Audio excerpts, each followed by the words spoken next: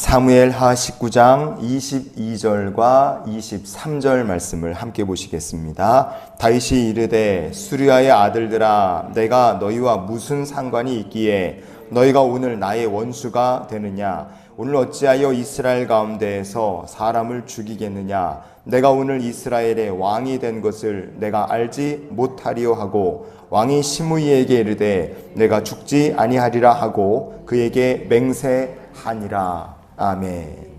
다윗이 만난 사람 중에 시므이라는 사람은 황당하기도 하고 뻔뻔하기도 한 사람이라 우리가 그렇게 볼 수 있습니다.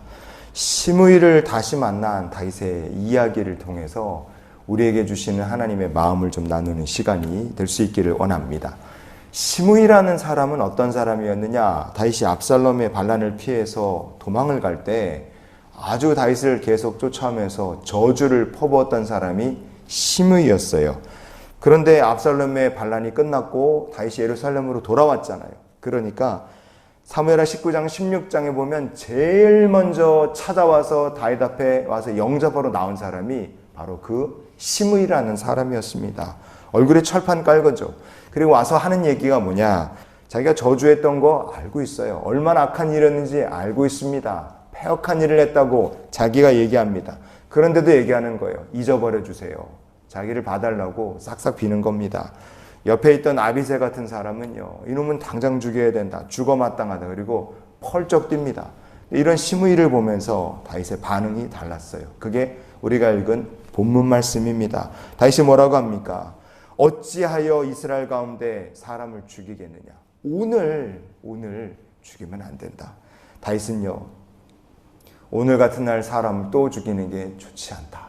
내가 복수하겠다고 또 피 흘리지 않겠다. 그렇게 선언하고 맹세하여, 누구의 이름으로 맹세했겠습니까? 여호와 하나님의 이름으로 맹세하고 시므이를 죽이지 않겠노라 다윗이 이야기합니다.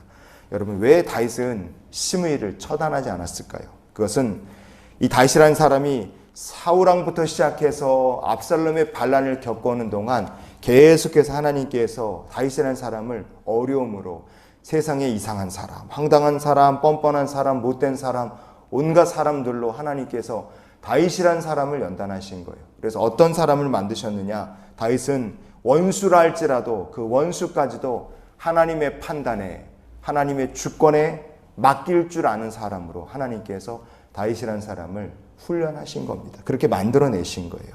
다윗은 이 시므이에게를 하나님께 맡겼기 때문에 그는 죽는 날까지 시므이를 건들지 않습니다. 그리고 아들 솔로몬에게 유언을 남기죠.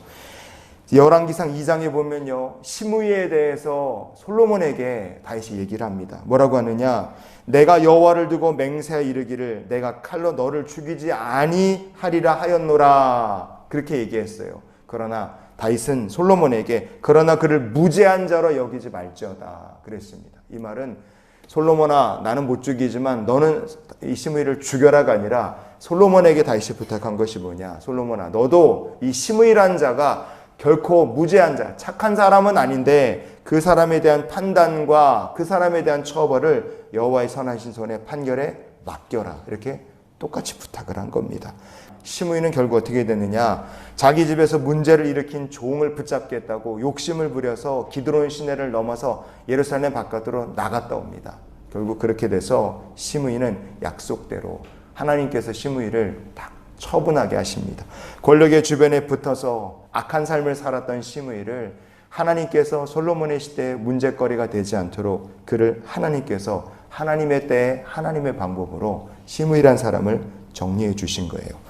다윗이 시므이란 사람의 문제, 그 판단을 자기가 내린 것이 아니라 하나님의 주권에 맡겼어요. 그것이 최선이기 때문에 그렇습니다. 고난을 통해서 배운 거예요. 여러분, 우리도 그렇게 황당한 사람, 못된 사람, 별의별 사람 다 만나지만 그 사람에 대한 판단과 그리고 처분은 우리가 내리는 것이 아니라 하나님께 내릴 수 있는 그런 믿음의 성도가 될 수 있기를 원합니다. 시편 119편의 136절, 137절을 오늘 말씀의 결론 삼아 보시겠습니다.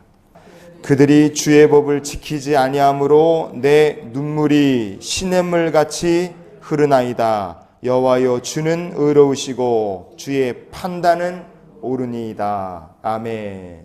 세상에는 악한 사람, 못된 사람, 정말 하나님의 법을 무시하는 사람, 어쩌면 우리가 같이 살지만 저 사람 진짜 사람이 맞나 그렇게 싶을 만큼 별의별 뻔뻔하고 괴로운 사람들이 많이 있습니다. 그런 사람들로 인해서 믿는 주의 백성들이 이 말씀처럼 눈물을 시냇물처럼 흘리고 괴로움이 너무 커서 어찌할 줄 모르고 정말 가슴을 치며 하나님께 아뢰 수밖에 없는 그런 상황도 벌어집니다. 그러나 우리에게 어떤 믿음이 있어야 되겠습니까? 137절의 말씀처럼 여호와여 주는 의로우시고 주의 판단이 옳습니다. 여러분, 이 고백이 바로 심의를 맡겼던 다윗의 믿음이고 고백이었는 줄 믿습니다. 우리 앞에 나의 심의가 나타날 때 우리가 눈물을 시냇물처럼 흘릴 만큼 어려움이 있어도 주는 의로우십니다. 주의 판단은 옳습니다. 우리가 이런 믿음으로 하나님의 주권과 선하심에 맡기며 우리 앞에 나타난 나의 심의를 하나님께 맡길 수 있는 그런 믿음의 성도가 될 수 있기를 원합니다.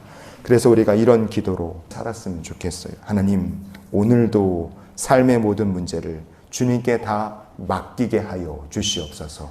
하나님의 은혜에 내 삶의 모든 문제, 우리가 만나는 사람의 문제까지도 다 맡기는 것이 그게 믿음인 줄 믿습니다. 오늘도 살아계신 하나님께 다윗의 심의의 문제를 하나님의 주권과 판단에 맡긴 것처럼 오늘 우리의 삶의 모든 문제를 하나님의 은혜와 주권과 판단에 맡기며 주와 동행하는 한날이 되시기를 예수님 이름으로 축원을 드립니다.